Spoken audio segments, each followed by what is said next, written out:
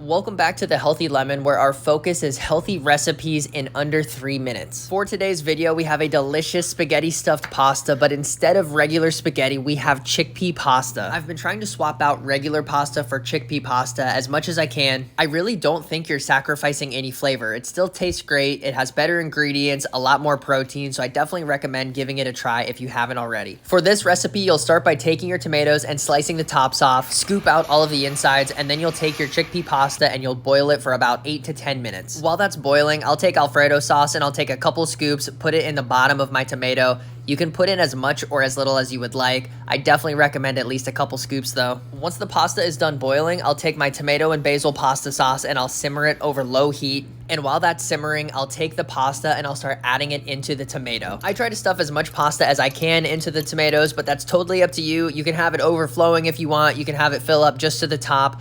Doesn't matter, whatever you prefer. I also did have a decent amount of pasta left over, so I would guess you could probably make 8 to 10 stuffed tomatoes with 1 box of pasta. Once you're done adding the pasta, I'll then take that tomato and basil sauce that was simmering on the stove and I'll pour it on top. At this point, if you haven't already, make sure you preheat your oven to 350 degrees. For the last step before it goes into the oven, I'll take Parmesan cheese, sprinkle as much as I'd like on top, and that's all you need before it's ready to cook. The best way I found to cook this is to actually take a muffin pan and add the tomatoes into the muffin pan. It works perfectly. It holds it up. You don't have to worry about it falling over in the oven. And then as far as cooking times go, I'll place this in the oven at 350 degrees for about 10 minutes or so. Once it's done, I'll add a little bit more of that tomato and basil sauce, and there you have it, a delicious and easy, healthy recipe. If you decide to give this recipe a try, leave a comment and let me know how it turns out. And like I mentioned at the beginning of the video, the goal of the channel is quick and healthy recipes in under 3 minutes. So if you're new here, please subscribe for more.